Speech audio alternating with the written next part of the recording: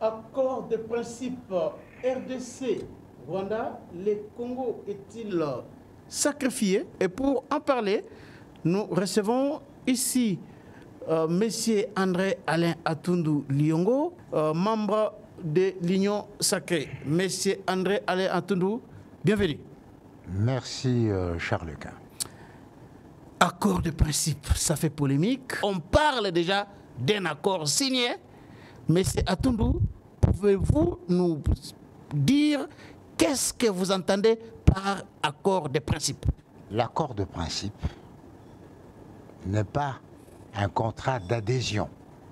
C'est-à-dire, quelqu'un a amené un texte, a posé votre signature ou pas. Mais vous ne modifiez pas le texte. Cet accord de principe est en réalité un entendement commun sur les sujets à traiter, ça veut dire sécurité, intégrité, intégration économique, etc. Et sur la philosophie des traités, en privilégiant la paix. Le maître mot, c'est la paix. Il faut tout faire en fonction de la paix. Donc, voilà la nature exacte. Pour faire simple, on pourrait dire, c'est une profession de foi qui doit être maintenant mise en exécution. Pensez-vous que cette déclaration des principes est une victoire diplomatique pour le Rwanda ou la République démocratique du Congo? Dans la démarche de la paix, il est très rare qu'il y ait un gagnant et un perdant. Parce que s'il y a un perdant, il fera tout pour remettre en cause cet accord. Moi, je pense que ce qu'il faudrait interroger ici, c'est la bonne foi des acteurs.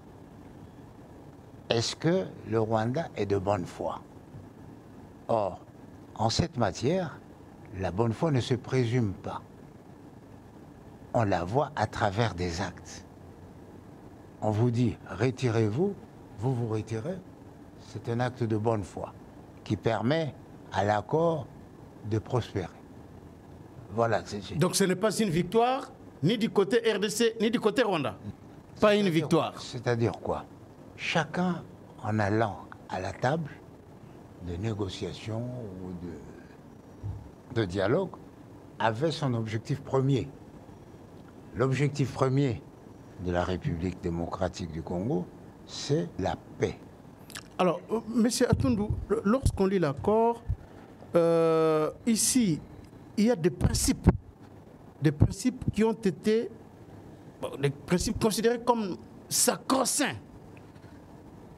Les principes de non-ingérence, les principes de souveraineté.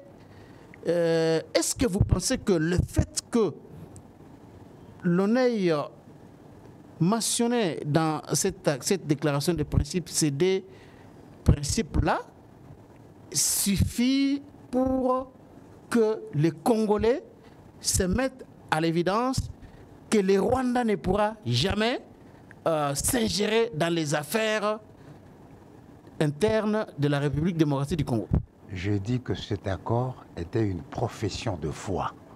C'est-à-dire que moi, le Rwanda, je ne vais pas m'ingérer, je m'engage à me retirer, je ne vais pas faire ceci, je ne vais pas faire ça.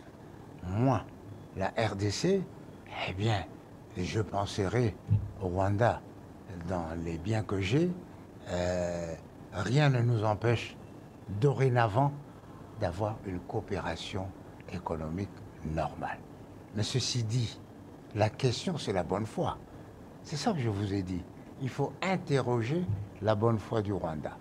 Il faut interroger la bonne foi de la RDC. De la RDC. Il faut interroger l'autorité ou l'ascendant des États-Unis sur les deux. Pensez-vous que les États-Unis pourront peser de tout leur poids pour que les Rwandais puissent respecter ces engagements? Voyons d'abord quel est l'intérêt des États-Unis qui a organisé cette rencontre. Ce n'est pas une rencontre apostolique, c'est une rencontre politique qui suppose que les États-Unis ont leur intérêt. Et l'intérêt des États-Unis est d'abord économique. Et non de paix. Non, non. L'intérêt économique amène la paix. C'est ça qui garantit. L'intérêt économique. Quel est cet intérêt? Maîtriser la route des minéraux stratégiques, exploiter les minéraux stratégiques, éviter des troubles dans l'exploitation ou des troubles qui généraient l'exploitation. Et donc, les États-Unis ont intérêt à s'assurer que ces deux acteurs qui sont responsables de la sécurité, parce que la sécurité, c'est une obligation synalagmatique, hein, chacun a des droits, chacun a des obligations. Et donc, que ces deux acteurs sont de bonne foi. Et s'ils ne le sont pas, nous avons les moyens de les contraindre. Parce que dans la cagnotte, les États-Unis mettent quand même au bas mot 500 milliards pour 15 ans. Ils ne vont pas s'engager comme ça à la légère sans avoir les moyens de sanctuariser ces 500 milliards. Donc, moi, je pense que le président Kagame est coincé.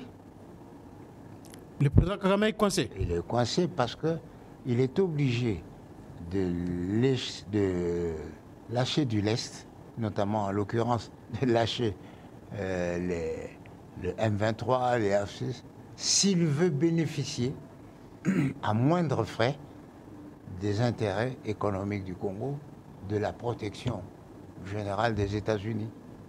Mais M. Atundou, on parle d'un pays agressé qui a perdu plus de 10 millions de morts.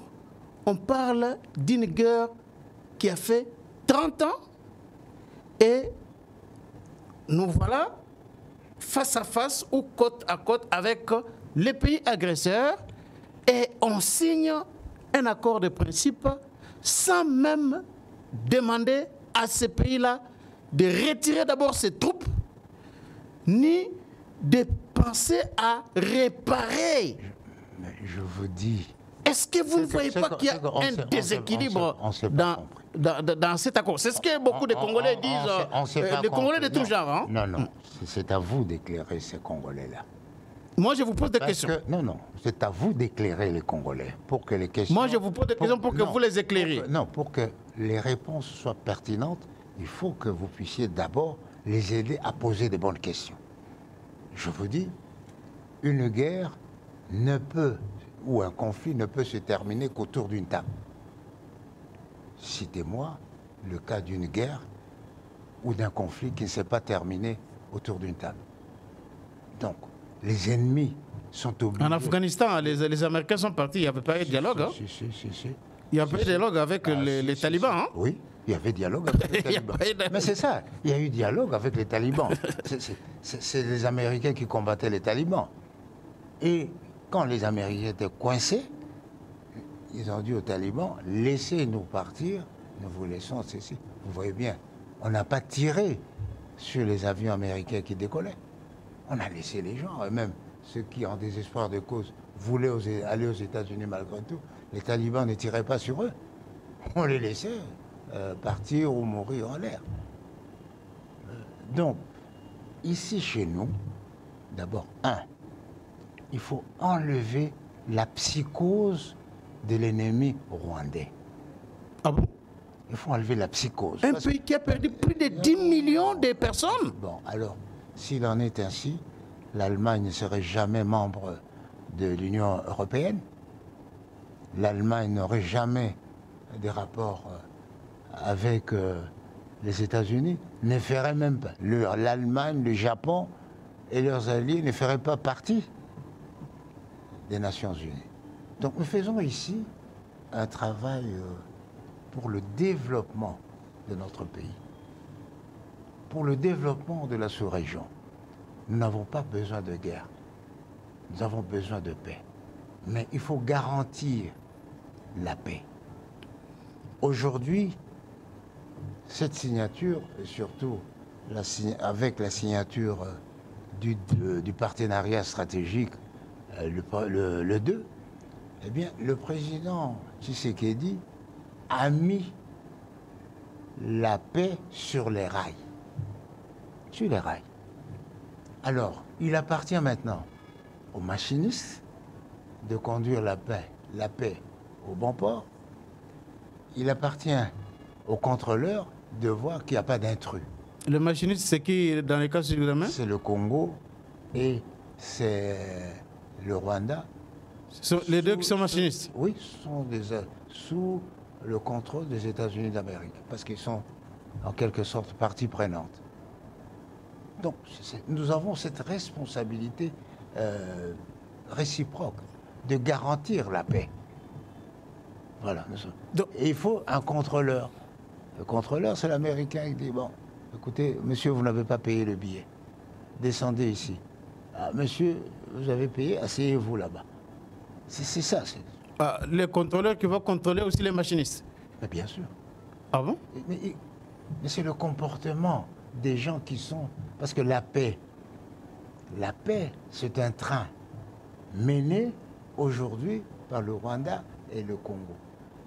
Et les Américains sont comme des contrôleurs pour voir que, tiens, dans ce train-là, est-ce qu'il y a des intrus, des infiltrés, des gens qui veulent saboter la paix?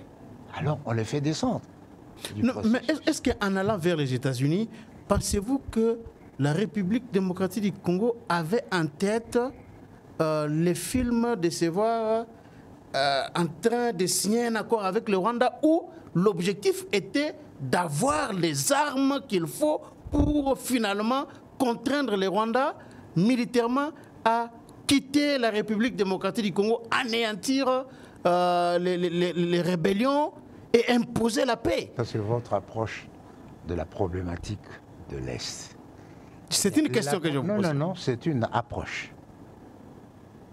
C'est une approche. Fait la guerre, écraser, etc., etc. Bon, maintenant, le président a pris une autre approche. Les contraintes diplomatiques pour les amener à quitter notre territoire et à négocier. C'est ça l'option levée par le président? Oui. Ce n'était pas d'avoir les armes? Lorsqu'on fait une option diplomatique, on n'abandonne pas la défense.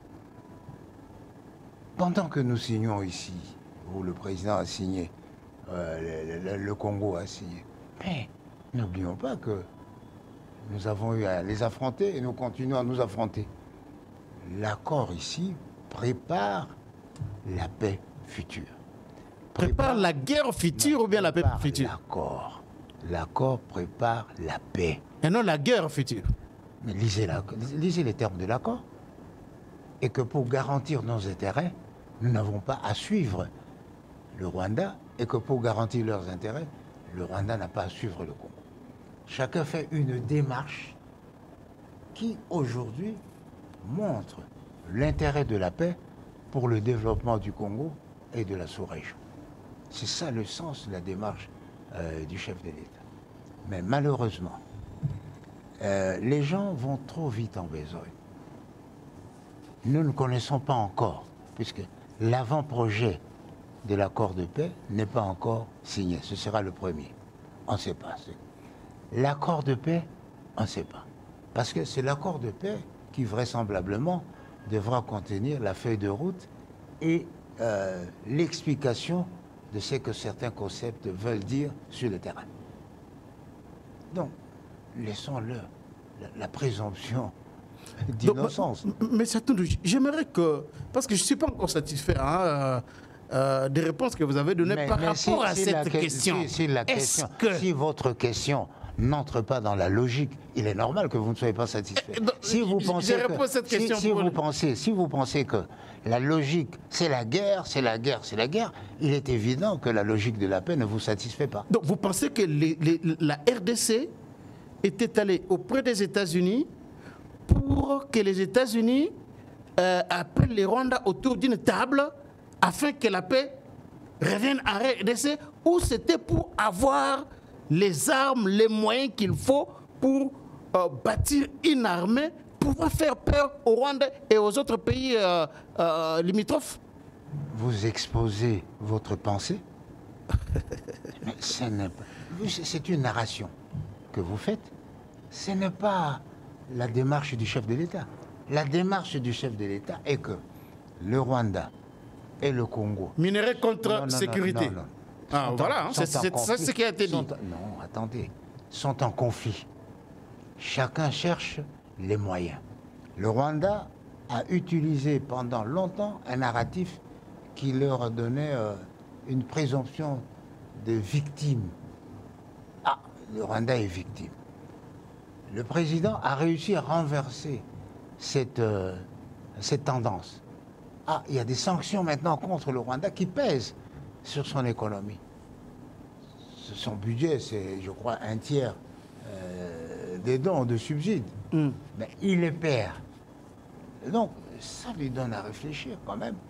Est-ce que je sauve mon pouvoir ou je sauvegarde l'AFP MC ou M23?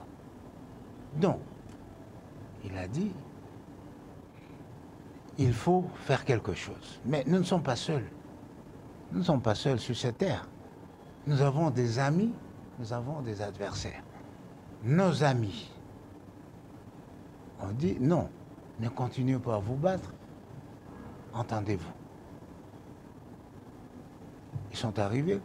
Qu'est-ce que vous vous reprochez? Ah, moi, je ne veux pas rencontrer Kagame tant qu'il ne va pas accepter qu'il est l'auteur de M23, qu'il est l'auteur des malheurs qui nous arrivent. Ah. Et vous? Ah, mais moi je considère que le président Tshisekedi ne respecte pas ses engagements. Bon, ils se sont vus. Et, à la surprise générale, ils se sont revus à Doha. Doha, logiquement, les officiels se sont rencontrés aux États-Unis sous les auspices d'un autre partenaire commun. Voilà. Il ne s'agit pas de la démarche du Congo pour supplier les États-Unis de les aider. Non, non, non. C'est une démarche d'intérêt commun. Bon, le Rwanda a fait la démarche, le Congo a fait la démarche, et les États-Unis ont trouvé qu'il y avait un État. Le Rwanda fait des démarches pour avoir des armes. Le Congo fait des démarches pour avoir des armes. Ce sont les mêmes. Alors ils se disent, mais pourquoi vous vous battez? Entendez-vous? Ah oui, mais ils ont pris une partie de notre territoire. Non. Voilà l'histoire dit ceci. Le Rwanda est ce qu'il est, qu'il reste là-bas. Le Congo est ce qu'il est, qu'il reste là-bas. Ah mais, il maltraite les Tutsis. Occupez-vous de vos affaires. C'est affirmé. Pas d'ingérence dans les affaires intérieures. S'il y a un problème entre les populations d'origine ou d'ethnie Tutsi, mais congolais au Congo, mais c'est de même nature qu'il y a eu le problème entre les Lulua et les Baluba. Jamais l'Angola n'est entré. Mais surtout, vous savez que il n'y a pas de justice sans réparation. La République démocratique du Congo a perdu plus de 10 millions. La réflexion. Et d'aucuns pensent qu'il faut qu'un jour, la RDC qui a été humiliée pendant 30 ans puisse prendre aussi un jour sa revanche sur les Rwandais. Mais là, la République se trouve traitée au même pied avec les Rwandais. Vous ne voyez pas que c'est encore un échec, une humiliation pour la RDC? Je crois que sur le plan international, lorsqu'on fait une démarche de paix, c'est-à-dire de conciliation entre deux antagonistes, il y a la première phase, c'est l'acceptation des faits. Ils ont accepté que le M23, c'est eux, ils doivent se retirer, etc. L'acceptation de faits. Ensuite, l'engagement de ne plus récidiver, l'engagement de ne plus récidiver, et ensuite, le troisième engagement, c'est poser des actes porteurs. Alors, en ce moment-là, on peut estimer que les conditions sont revenues à la normale pour qu'il y ait désormais que le président Tshisekedi aille à Kigali sans réminiscence et que Kagame vienne ici sans être hué. Mais pour arriver à ce stade-là, il y a des questions qui se posent dans la mise en application. C'est la réparation. Parce que la réparation est importante. Ça doit entrer dans l'accord qui sera conclu. Mais c'est à nous de négocier. L'accord de principe, la mise en application de principe a un contenu beaucoup plus explicite que l'accord de principe. Et parmi l'accès à la paix, vous avez reconnu ça. Et le préjudice, qui va le payer? Nous avons déjà un antécédent. L'Ouganda a payé ses préjudices. Alors, donc, ici, si nous voulons que le Rwanda répare, c'est à nous de veiller à ce que ce terme-là soit contenu dans l'accord de paix. L'accord de paix qui n'est pas encore signé. L'accord de paix qui viendra après l'avant-projet de paix. Alors, M. Atundou, il y a un point qui choque les Congolais. C'est vrai que la réaffirmation du principe de non-ingérence, de l'intégrité, ça a été peut-être salué par certains Congolais, même si les autres ont mis une sourdine sur cela. Mais les points ici, dans mon texte, je vais lire ces points ici. Il est dit ceci: les participants s'engagent à lancer et ou à élargir leur coopération sur des priorités communes telles que le développement hydroélectrique, la gestion des parcs nationaux, la réduction des risques liés aux chaînes d'approvisionnement en minéraux et des chaînes de valeur minérale transparentes, formalisées et légales de bout en bout de la mine au métal transformé, reliant les deux pays en partenariat avec le gouvernement américain et les investisseurs américains. Oui. C'est ici où les Romains s'empoignent. Pourquoi? Parce que... Mais si ce sont s'il vous plaît. Écoutez-moi. Si ce ne sont pas les Américains, ce sont les Russes, ce sont les Chinois. C'est ce qu'on appelle un partenariat stratégique. Partenariat stratégique. C'est ça qu'on appelle. C'est pas le partage des richesses avec les Rwandais? Non, c'est ça le partenariat stratégique. Comment sauvegarder les intérêts majeurs de notre République par rapport aux intérêts majeurs du Rwanda, par rapport aux aspirations légitimes des États-Unis. C'est ça. Donc, la coopération internationale... Est-ce que nous sommes obligés, M. Atundou, de lancer ou élargir notre coopération sur des priorités communes telles que le développement hydroélectrique avec les Rwandais? Nous sommes vraiment obligés de faire ça? Je vais vous dire. Est-ce qu'un pays n'est-il pas libre de choisir avec qui coopérer? Est-ce que vous ne savez pas que nous avons déjà un projet en commun sur la Russie? Quel projet? De construire un barrage sur la Russie. Avec le Rwanda? Mais la vie de la République avec le Rwanda n'a pas commencé pendant le conflit. C'était avant. Nous avons même des mécanismes de cogestion au niveau du parc. Ça existe déjà? Il y a des mécanismes. Demandez aux spécialistes de l'ICN. Parce que les gorilles émigrent en fonction, allez, on va dire de leur sécurité. Parfois, ils vont au Rwanda ou en Ouganda. Parfois, ils vont au Rwanda, au Congo. Rwanda, Congo, etc. Les gorilles des montagnes? Oui. Bien sûr. Quand on se bat dans le parc, ils émigrent au Rwanda ou en Ouganda. Alors, il faut organiser un mécanisme de contrôle pour savoir que ces gorilles réfugiés, comment faire pour qu'ils rentrent. Mais ici, on a parlé des parcs nationaux. La République démocratique du Congo a 9 parcs nationaux. Monsieur Atondo. Le Rwanda en a aussi 4, mais qui n'ont pas la même étendue que les parcs congolais. Hein? Vous savez bien. Bon, je vous donne. Le parc de Kundelungu. Kundelungu. De Salonga. Oui. Quel rapport avec le Rwanda? Le Rwanda ne va pas gérer Salonga. Non. L'accord concerne la régularisation de la situation à l'est du pays, c'est-à-dire avec le Rwanda, essentiel. Le Rwanda n'ira pas à gérer les parcs marins des mangroves au Congo central, ne pourra pas tirer bénéfice des recettes générées par ces parcs-là, ou Pemba, Maïko. Je crois qu'il faut d'abord lire les textes, comprendre ce que c'est pour en tirer des conclusions.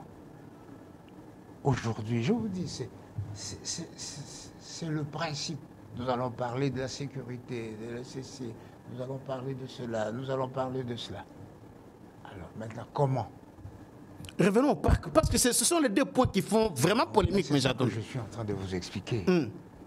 Je vous dis, les parcs, les animaux ne connaissent pas les frontières. Quand on se bat chez nous, dans notre parc, ils émigrent naturellement en Ouganda ou au Rwanda. Et même si on ne se bat pas, si la saison est plus favorable au Rwanda et en Ouganda, ils vont émigrer. Et quand la saison est plus favorable chez nous, eh bien, ils émigrent chez nous. Nous avons le cas des gnous, non? Les gnous qui émigrent en fonction. Il faut les gérer. Ça ne veut pas dire qu'on abandonne sa souveraineté. On les gère, puisqu'ils traversent un pays aussi qui n'est pas le leur, d'origine. Donc il faut gérer.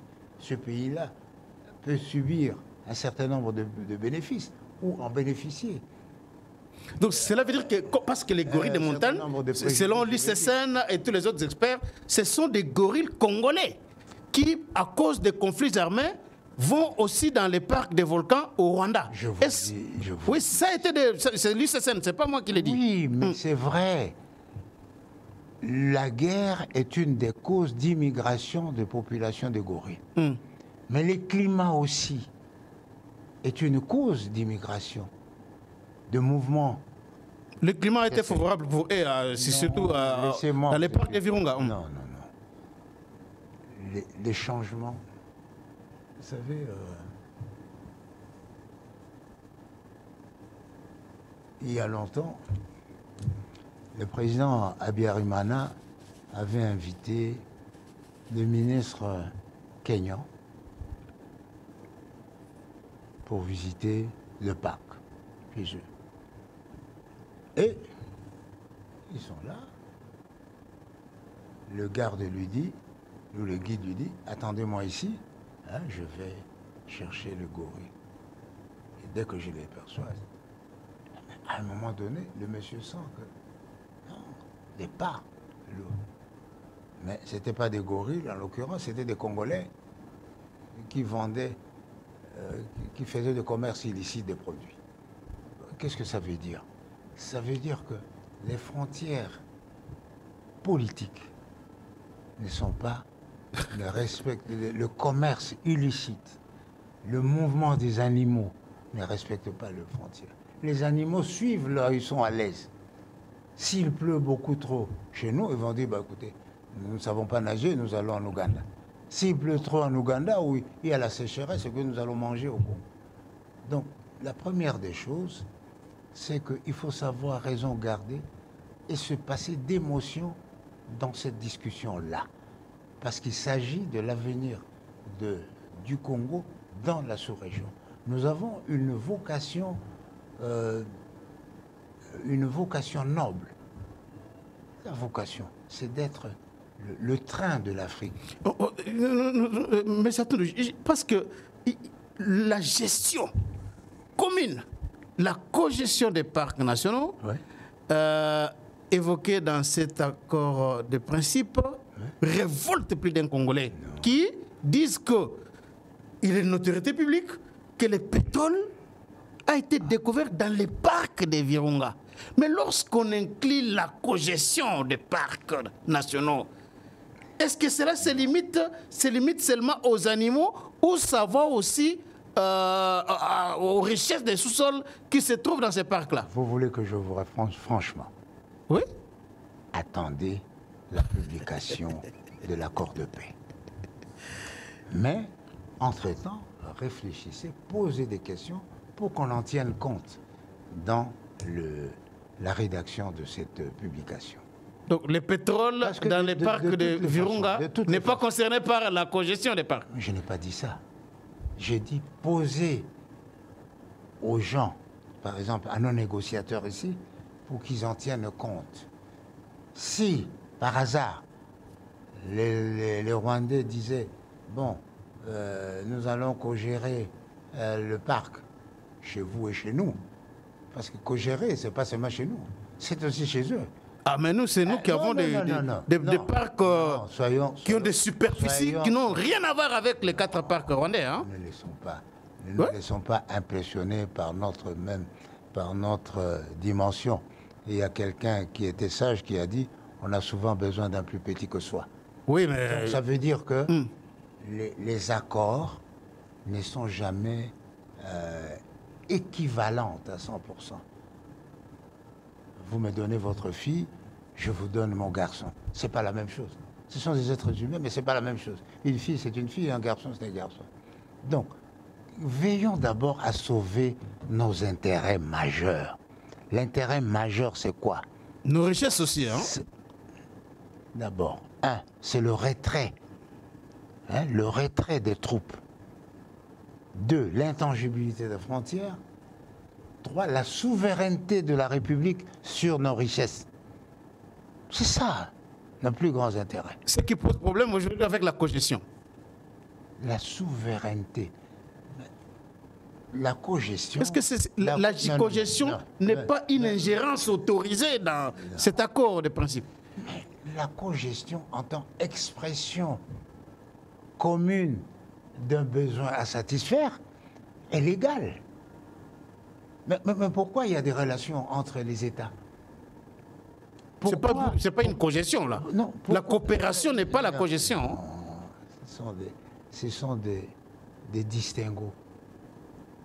Parce que comment se fait-il qu'un pays accorde des bases à un État? C'est parce que l'État a dit, bon, pour nous, utilisez ceci, parce que à telle condition. Mais pourquoi, ici en République démocratique du Congo, comme partout ailleurs, l'ambassade est considérée comme le pays de ce pays, ce pays-là, chez nous? Pourquoi? Mais c'est l'accord. Hein? Le traité de Vienne, c'est l'accord. L'ONU, c'est l'accord. Donc, le plus important ici chez nous, puisque nous ne pouvons pas vivre, allez, nos richesses. Nous en consommons combien? Prenons le cuivre que nous exploitons depuis l'indépendance, même avant. Nous consommons combien? Même pas 1%. Qu'est-ce que nous allons faire? Nous avons 2 options. Soit nous favorisons la consommation locale du cuivre pour diminuer éventuellement les circuits financiers et obtenir quelques bénéfices. Soit, nous disons, nous allons exporter le cuivre traité et raffiné pour avoir un peu plus d'argent. Donc, le cuivre, nous sommes incapables de consommer le tout, le cuivre. Le cobalt, nous sommes incapables de le consommer. Les métaux stratégiques, nous sommes incapables de le consommer. Le coltan, lithium, tungstène. Donc, notre force, c'est... la vente. Oui. C'est ça notre force. Oui. Et c'est notre faiblesse aussi. Hein? Notre incompétence, notre manque de vision. On doit aussi le dire. Hein? La force du Japon, c'est quoi? L'intelligence? Le Japon produit... Les savoirs? Le Japon produit plus de voitures qu'il en a besoin. Pourquoi? Et pourtant, nous achetons le Japon partout. Ici, nous produisons des produits que nous n'utilisons pas. Notre force, c'est de les vendre. Et à un moment donné, dans les années 90, c'était le Congo qui fixait le prix du cobalt. Et donc, c'était notre force. Et nous n'avons même pas jusque-là une vision pour que nous puissions exploiter, transformer et finalement faire des produits finis avec nos mêmes ressources-là. Vous pensez que vous êtes le seul à penser comme ça? Non. Parce que dans les années 90, l'usine de cobalt de Chituru était remise clé à la main. Mais malheureusement, le contexte politique a fait que les populations ont pillé cette usine. Alors, M. André Alain Atundou. Donc, je voudrais vous dire ceci. Gestion des parcs, il n'y a pas de souci, c'est normal. Ne vous inquiétez pas, les Congolais. Que nos dirigeants ont une vision de notre développement, de notre avenir, conforme à ce que j'appelle la vocation. Nous sommes un grand pays, nous n'avons pas la vocation de nous comporter comme des nains. Et que... Donc on n'a pas intérêt à tuer aussi les Rwandais comme ils l'ont fait avec nous. Hein. Les 10 millions là, ça ne représente rien pour la RDC. Pardon. Un mort, c'est un mort. C'est un mort. Ne faisons pas cette comptabilité macabre, parce que c'est atroce.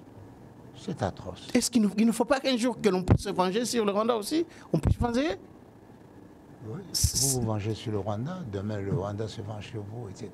Il faut laisser tomber. Je crois que nous avons intérêt à construire la paix et une coopération dans la paix à travers la justice et la réparation des préjudices. Ça prend le temps que ça prend, mais c'est la voie de la sagesse. Alors, M. Atundou, on a parlé de la gestion des parcs nationaux.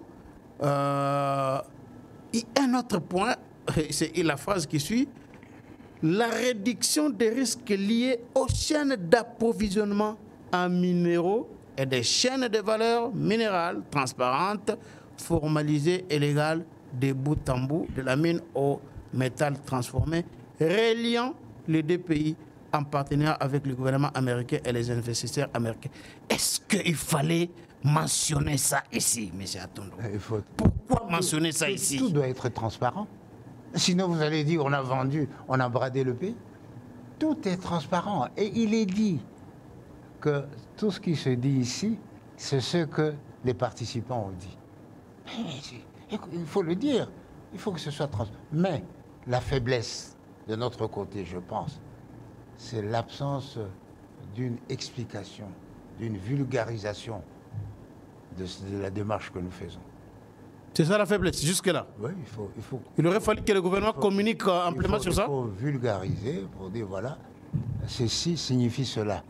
Ceci ne signifie pas... Mais qu'est-ce que vous avez compris? Avant que le gouvernement nous donne les explications, peut-être que d'aucuns critiqueront toujours. Mais qu'est-ce que vous comprenez par ça? La gestion, on parle de la gestion des parcs nationaux, la réduction des risques liés aux chaînes d'approvisionnement en minéraux et des chaînes de valeur minérales transparentes.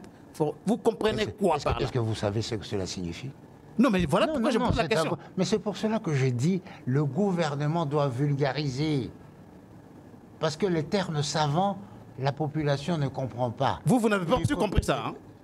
Qui vous a dit ça? Non, voilà pourquoi je pose la question. Ce n'est pas pour moi. J'ai dit, il faut dire aux gens, ça signifie ceci, que les minéraux qui sont aujourd'hui doivent respecter le principe de traçabilité. C'est ce que ça veut dire ici. Enfin, le Congo ne vient pas de naître aujourd'hui. Le minerai de sang, la traçabilité et tout ça, c'est résumé en cela. Il faut que le circuit, le minerai soit traçable. Il faut que le circuit commercial soit traçable et protégé. Il faut que la transparence soit totale. C'est ça, en termes simples. Ah, donc il dit risque de réduction des risques liés aux chaînes d'approvisionnement en minéraux, veut dire traçabilité, Oui.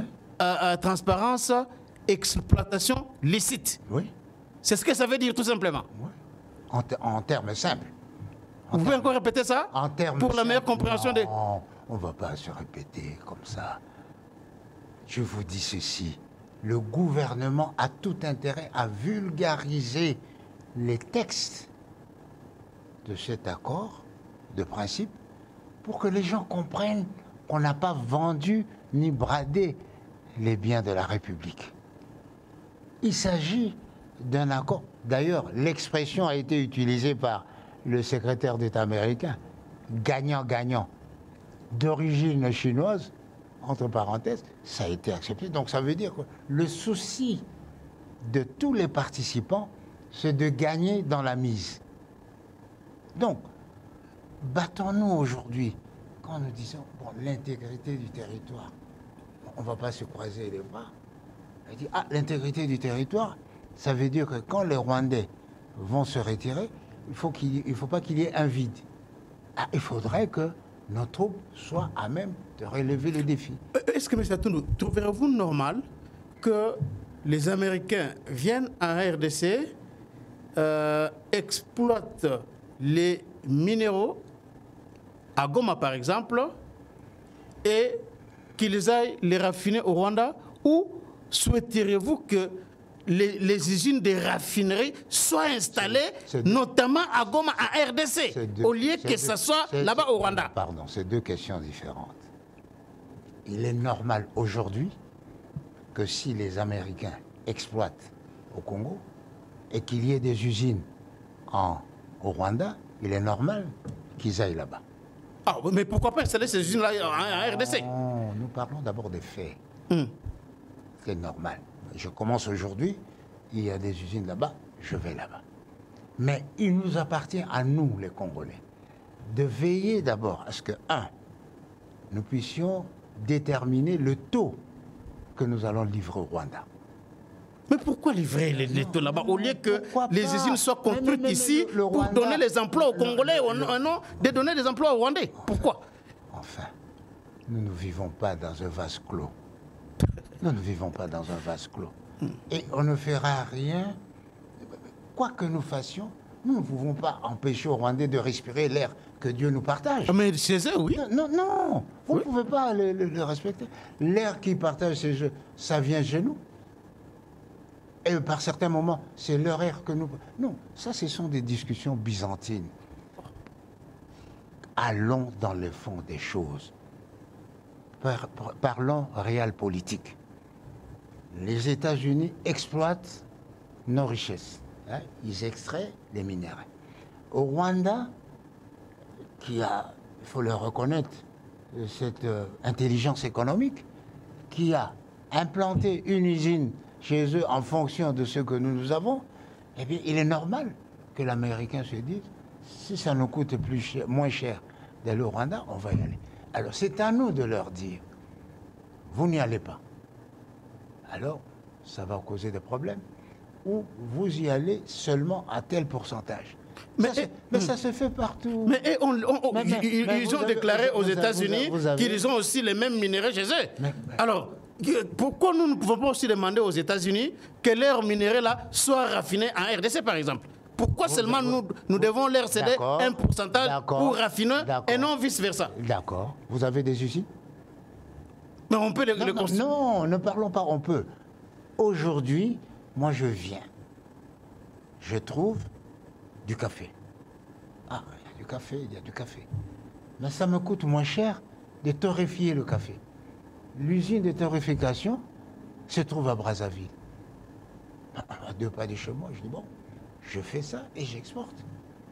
Si je veux torréfier le café, je construis les usines.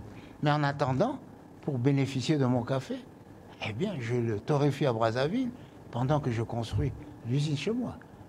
Tous les pays du monde, ça constitue un village. C'est-à-dire qu'ils doivent s'interconnecter Mais la globalisation, c'est quoi? La globalisation, c'est-à-dire ce qui est produit aux États-Unis doit avoir un circuit qui puisse profiter au Congo, au Rwanda, en Ouganda, etc. Et que, en retour, ce qui est produit dans ces États-là, que les États-Unis puissent se retrouver aussi. Donc, ici, il faut enlever l'amertume que pourrait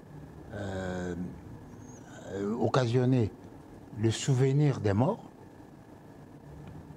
Aujourd'hui, il faut voir demain comment sera fait le Congo. Le Congo ne sera pas fait tout seul, isolé. Le Congo sera fait avec la collaboration des voisins. C'est ainsi que dans le texte, un des principes, c'est la coopération régionale. La coopération régionale. Pourquoi ne créerait-on pas une communauté des pays de lacs, de grands lacs? Avec le Rwanda à l'intérieur. Bien sûr. Avec qui comprendrait le Rwanda, le Burundi. Il y a encore des gens qui pleurent les morts à Goma jusqu'aujourd'hui. Ne faisons pas de l'amalgame, pardon. Les États-Unis ont fait le plan Marshall pour relever l'économie allemande, tout en sachant que ce sont les Allemands qui ont tué beaucoup de gens. C'est pour ça qu'il faut savoir raison garder. J'ai lu cette lettre ouverte au président de la République. C'est signé par notamment le docteur Mukwege, le prix Nobel, docteur Mukwege, le professeur Bob Kabamba, le Jean-Claude Katende, professeur Antoine Ngouté, professeur la liste est longue. Ils sont nombreux. Ils sont au moins 13. Ouais. Alors. Ah, c'est pas plus de 13? Non, c'est 13. C'est 13 personnes. J'ai la lettre ici. Je prends cette partie, je prends ce paragraphe ici. Hein. La paix est le seul horizon, mais il y a plusieurs voies pour y arriver. Alors que les processus de Doha et Washington ont lancé une nouvelle dynamique dans les négociations, nous exprimons à la veille du sommet convoqué par les locataires de la Maison-Blanche notre réserve sur les négociations en cours. C'est à juste titre que la déclaration des principes signés au département d'État américain le 25 avril réaffirme les principes de base du droit international comme la souveraineté, l'intégrité territoriale et la non-ingérence dans les affaires intérieures qui sont également réitérées dans la résolution 2773 du Conseil de sécurité des Nations Unies adoptée le 21 février. Il est aussi pertinent de mettre en avant que les minerais stratégiques, parfois appelés minerais de sang ou de conflit, ont vocation à être transformés en minerais pour le développement et la paix. En effet, les parcs nationaux et les ressources naturelles dont regorge notre pays peuvent contribuer à la paix, mais sous certaines conditions. Elles constituent les biens communs de la nation congolaise et doivent donc contribuer au bien-être du peuple congolais aujourd'hui, mais aussi pour les générations futures, à l'instar des modèles de gouvernance développés dans d'autres pays comme la Norvège. Ainsi, l'esprit transactionnel qui anime la déclaration des principes du 25 avril, caractérisé par son opacité, je suis là. Ainsi, l'esprit transactionnel qui anime la déclaration des principes du 25 avril, caractérisé par son opacité et son déficit d'inclusivité, doit appeler les Congolais à la responsabilité et en premier lieu dans les chefs du gouvernement du président de la République, gardien de notre Constitution. En prêtant serment, donc voilà, ils évoquent ici l'opacité. Non, l'opacité et l'inclusivité. Alors, le déficit d'inclusivité. Moi, je voudrais savoir qu'est-ce qu'ils entendent par inclusivité. Ils disent la déclaration ici des principes est caractérisée par son opacité et son déficit d'inclusivité. Oui, mais quel est ce déficit d'inclusivité? C'est une négociation entre deux États souverains. Et l'État a des commis Le premier commis de l'État, c'est le président de la République, dont il est dit dans la Constitution, qui négocie, etc. Le deuxième commis, c'est le gouvernement, dont il dit, etc., etc. Et puis, ainsi de suite, ils délèguent leur puissance. Alors, que reproche-t-il au gouvernement et au président? D'agir d'après leurs compétences? Une déclaration opaque. Non. La diplomatie a son langage ésotérique, comme vous les journalistes. Il y a des expressions techniques. Donc il faut savoir comprendre. Vous ne pouvez pas prendre une position apodictique sans avoir compris la quintessence du concept. Vous pensez qu'ils n'ont pas compris ça? Je ne sais pas. J'ai dit vous ne pouvez pas. Parce que de toute évidence, eux aussi doivent... C'est opaque, leur déclaration. Quand ils disent la non-inclusivité, à quoi pensent-ils? À qui pensent-ils? C'est ça. Aux acteurs majeurs de la politique, de la scène politique congolaise. Vous voyez, c'est vous qui dites. Ça veut dire que quand le président de la République va négocier, il faut qu'il prenne toute la classe politique. Mais oui, alors ça c'est bafouer la Constitution. La Constitution réglemente et harmonise les relations entre États. Donc vous n'êtes pas d'accord avec ce qu'ils ont dit ici? Si l'État, un quelconque citoyen a besoin de savoir, il s'adresse au Parlement. Voilà. Est-ce que vous êtes informé? Parce que d'après la Constitution, c'est ça, ça, ça. Ah, nous sommes informés. Alors, informez-nous. Moi, je pense qu'il faut... Vulgariser, comme vous avez dit. Il faut vulgariser, mais surtout éviter de chercher à faire la une des journaux et de l'actualité. C'est ce qu'ils ont fait ici. Je dis, il faut chercher, il faut éviter cela. Il faut éviter. Dans les pauvres Kabamba, Denis Mukwege ici, on cherchait à faire la une des journaux. Toujours personnalisé. Non, mais ce sont eux qui ont signé la lettre. Je donne un principe. Je dis dans la vie, il ne faut pas prendre position sans connaître le fond du problème, les tenants et les aboutissants. Et il ne faut pas chercher à faire la une de l'actualité par contradiction. Ça signifie quoi? Ça signifie que vous faites montre d'un nihilisme mental. Ah bon? Oui. Mais c'est attendez, ici, ils disent que vous ne pouvez pas, ça il s'adresse au président de la République, hein, vous ne pouvez ignorer que les traités de paix, des commerces ou liés au règlement des conflits internationaux ne peuvent être ratifiés ou approuvés qu'en vertu d'une loi. Article 214 de la Constitution. Vous êtes d'accord avec ce qu'ils ont souhaité? Ils ont demandé à ce que s'il y aura signature de deal entre les États-Unis et la RDC et le Rwanda, que cela passe aussi par le Parlement. C'est ouvrir une porte ouverte. C'est comme diraient les juristes, c'est superfétatoire. C'est vraiment superfétatoire. Moi, par contre, je suis étonné que dans cette lettre, il n'est pas reconnu la pertinence de la déclaration concernant les frontières, la non-remise en question des frontières et l'intangibilité des frontières. Mais il y a quelqu'un qui a mené ça. Il y a quelqu'un qui a roulé sa bosse un peu partout, pour ne pas dire qui a roulé sur tous les nuages. C'est quand même, il faut quand même lui reconnaître ce mérite, le président de la République. Et qui, selon eux, accuse d'avoir bradé les ressources naturelles de la RDC. Mais ça, c'est une affirmation qui mérite d'être confirmée. Parce que on ne peut brader les richesses du pays que dans le cadre d'un accord. Ceci n'est pas un accord. C'est aussi un accord. Non, c'est un entendement commun sur les matières à traiter et la philosophie de travail. Ce n'est pas un accord, au sens que vous l'entendez. Ce n'est pas à partir de là qu'on va dire, eh bien moi, les Américains, moi je m'installe ici. Non. Il dit, ben, vous vous installez ici sur base de quoi?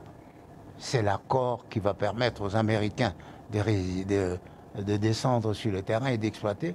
Et cet accord, pour être appliqué, doit être ratifié par le Parlement s'il échoue.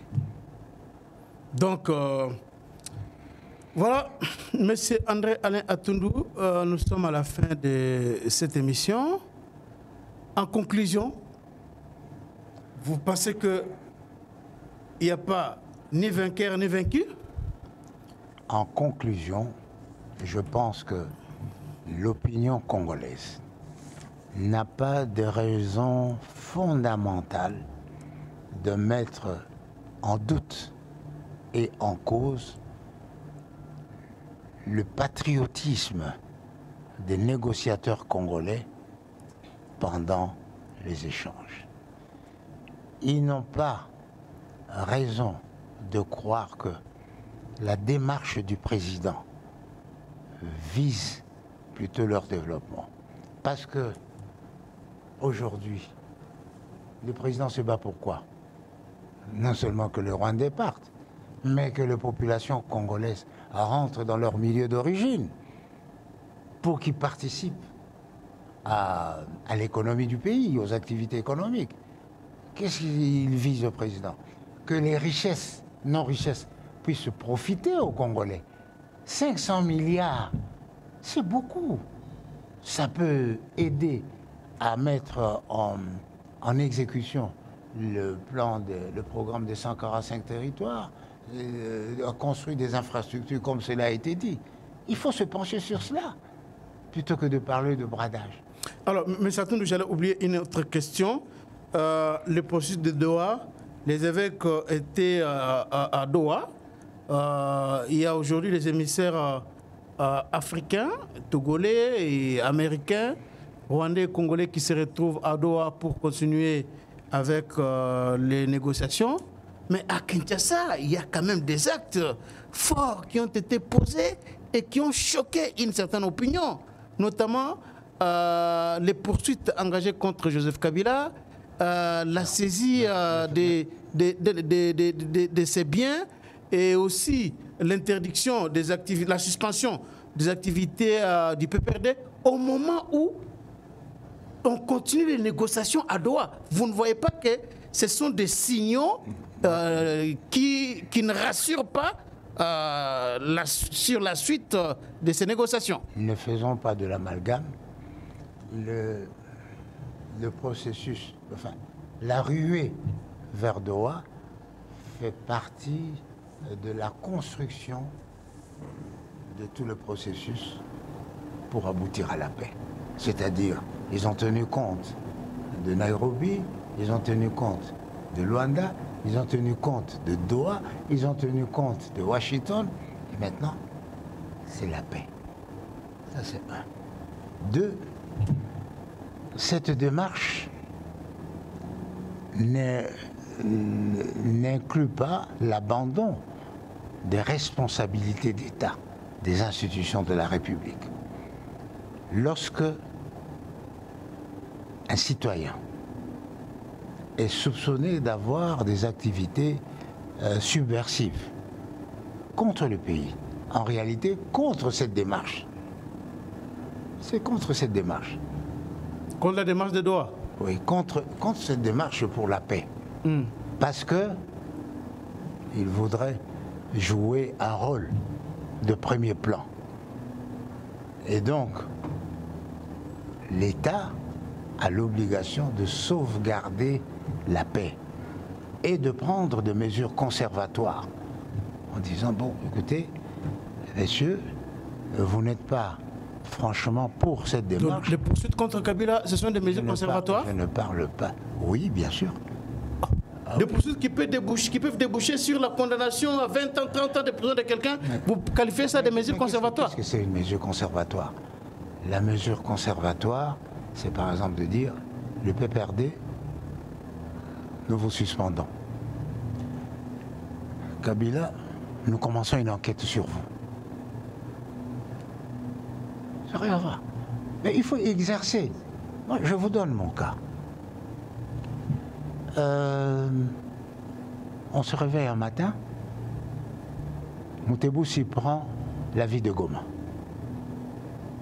Prends la ville de Goma, il y a eu une manifestation des étudiants.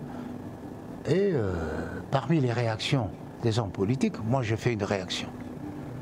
Je dis non, il faut éviter que le peuple n'ait l'impression d'être orphelin. On m'a arrêté pour ça, non? On m'a arrêté pour ça. On m'a accusé de faire le complot contre l'État, etc. Et j'ai dû me justifier et passer 3 mois et 16 jours en prison. Donc c'est tout à fait normal. Il faut éviter... Donc poursuivre un ancien chef de l'État, c'est un fait normal dans un pays. Et dans les cas où jamais dans notre pays divisé, c'est un fait normal. Deux choses. Un ancien chef de l'État n'est pas au-dessus de la loi. Deuxième chose, un ancien chef de l'État a des obligations. Son statut d'ancien chef de l'État est une responsabilité. Est-ce que ce n'est pas un facteur aggravant même de cette crise? Et la responsabilité est une exigence. Donc, être un ancien chef de l'État, c'est avoir des exigences à remplir. Vous ne pouvez pas entreprendre une action contre votre pays. Vous ne pouvez pas. Sauf si ça vient de l'extérieur, comme à l'agression, oui. Contre l'agresseur rwandais, oui. Mais il ne peut pas combattre le Congo au motif que c'est le Rwanda qui nous apporte la paix. Alors, M. Atundou, Doha, les prêtres sont allés là-bas. Est-ce qu'il faut encore espérer un autre dialogue dans le cadre du pacte social en dehors du processus de Doha pour cette fois-là inclure les opposants non armés parce qu'ils sont là, qui ont l'impression d'être délaissés, abandonnés, déconsidérés parce qu'ils n'ont pas pris les armes. Les Martin Fayulu, les Denis Mukwege, les Moïse Katumbi et tous les autres là. Moi je suis pas opposant, je suis pas acteur politique. Non, tous les citoyens qui n'ont pas pris les armes. Non. Donc, non, ne faisons pas, excusez-moi, ne faisons pas de l'amalgame. Le processus pour la paix passe par Nairobi, par Luanda, par Doha, par Washington, par des initiatives, parce que le pacte pour la paix ne doit pas être...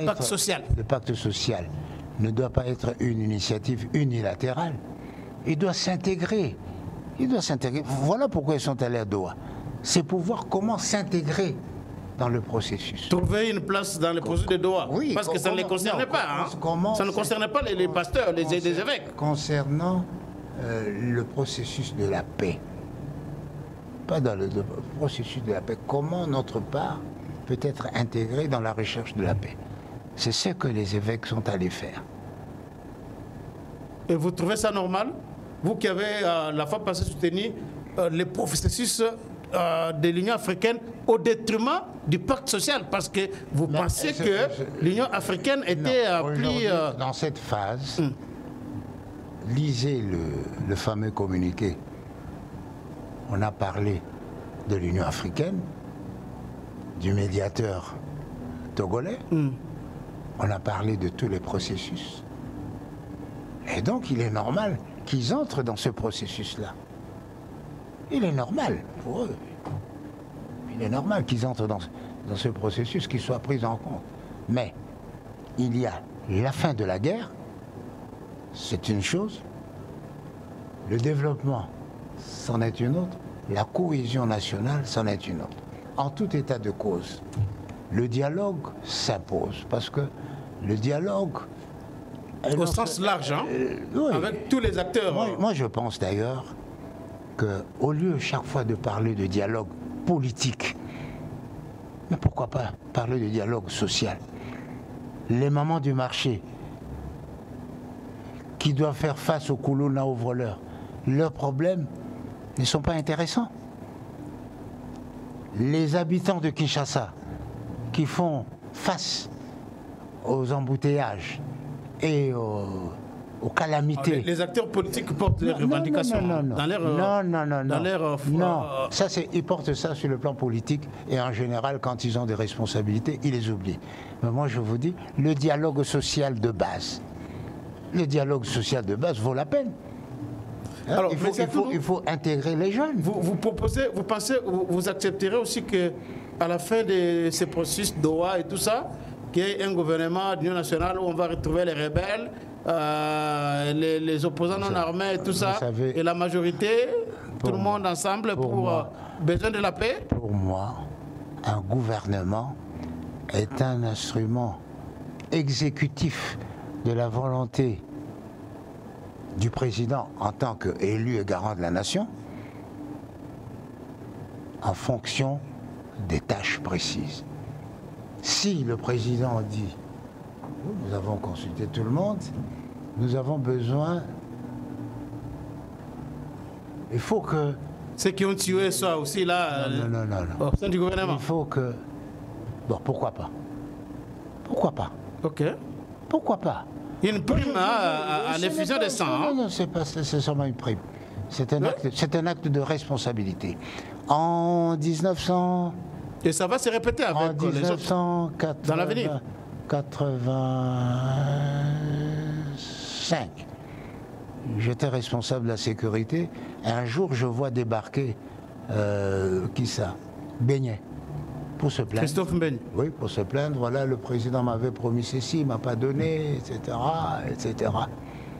Et puis moi, je lui ai dit, bon, c'est dommage, mais qu'est-ce que vous faites des gens que vous avez tués? Et le président a été interpellé, je crois au cours d'un meeting, pourquoi les beignets sont encore ici? Pourquoi ne pas les tuer? Vous savez quelle était la réponse du président?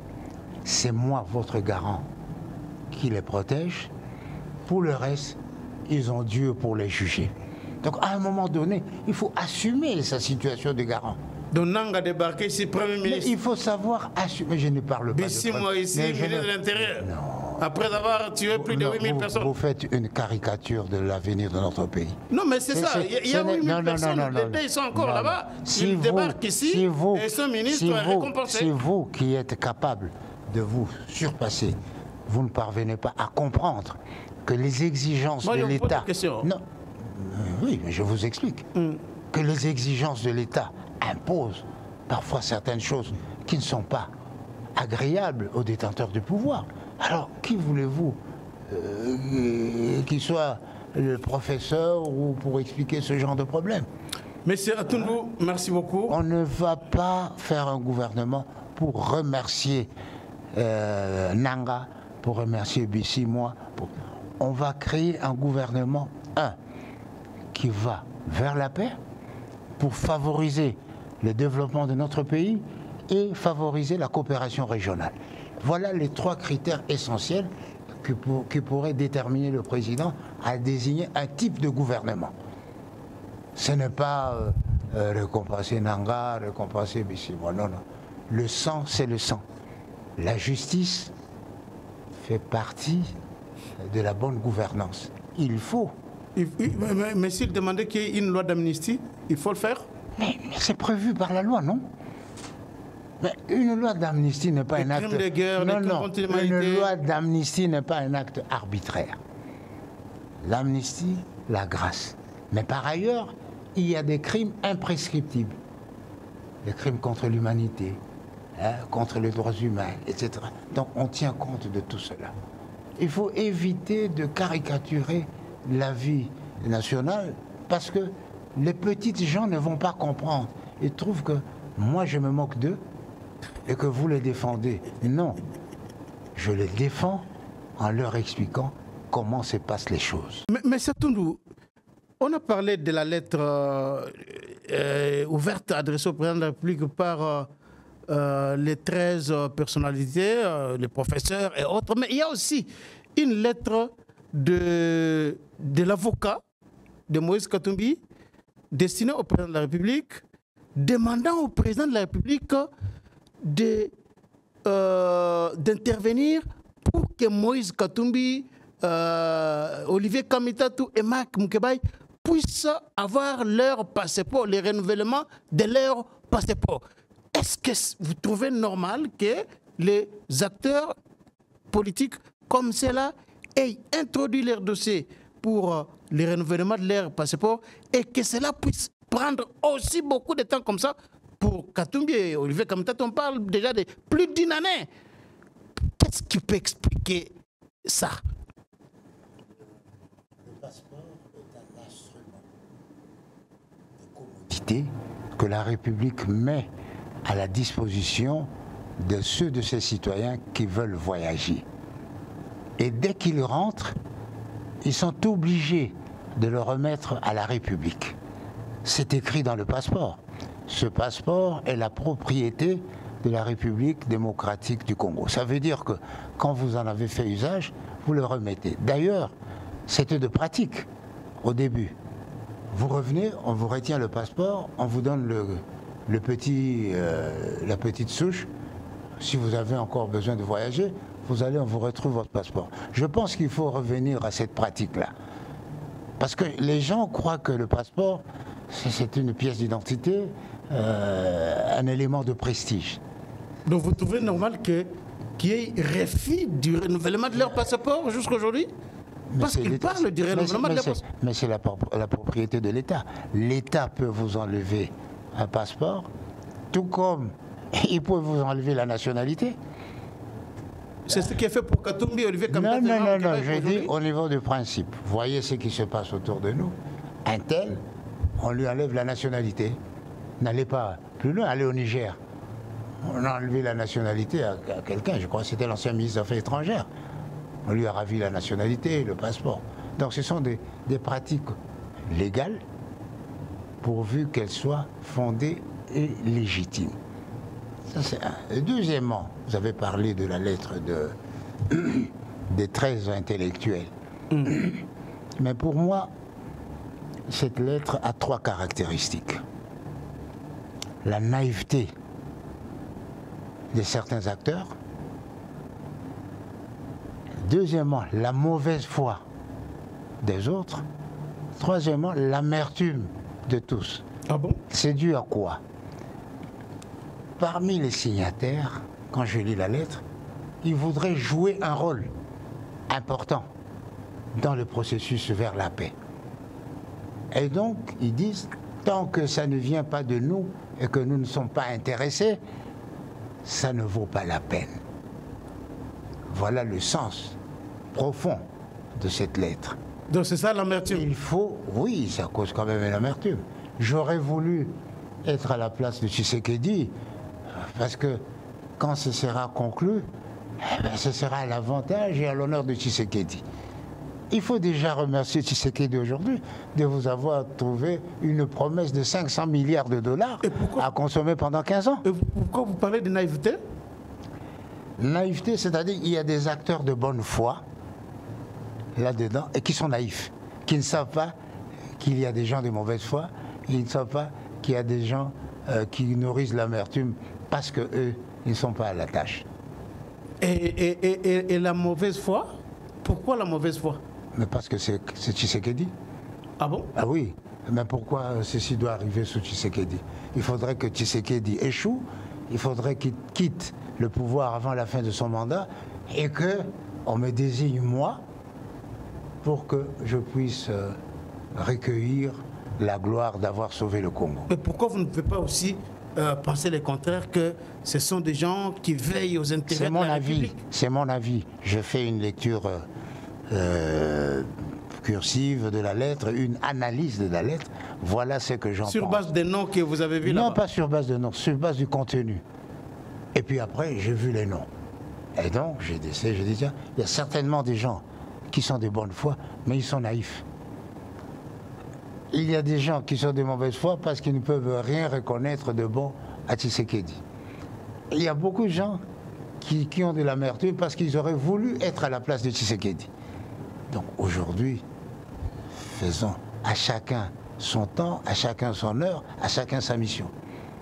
Aujourd'hui, grâce à la persévérance diplomatique du président de la République, nous avons 500 milliards. On n'en parle pas. Nous avons la reconnaissance comment dire ça, la reconnaissance incontestable de nos frontières. Mais ce sont des acquis. C'est la base de la paix. Parce que si on n'avait pas mis ce principe, quels que soient les termes de la paix, eh bien, le Rwanda serait toujours fondé à dire mais ce n'est pas notre frontière. Aujourd'hui, il a renoncé à cela. Mais n'est-ce pas vous qui cherchez les victoires? N'est-ce pas une victoire? Merci beaucoup, M. Atundou. Une victoire du président Tshisekedi, il faut l'ajouter. Merci beaucoup, M. Atundou. Abonnez-vous massivement sur GCR Congo Télévision. Aimez cette émission, partagez-la dans vos groupes WhatsApp, partout où vous allez la suivre. Nous allons nous retrouver prochainement dans un autre numéro de votre magazine Les Débats Congolais.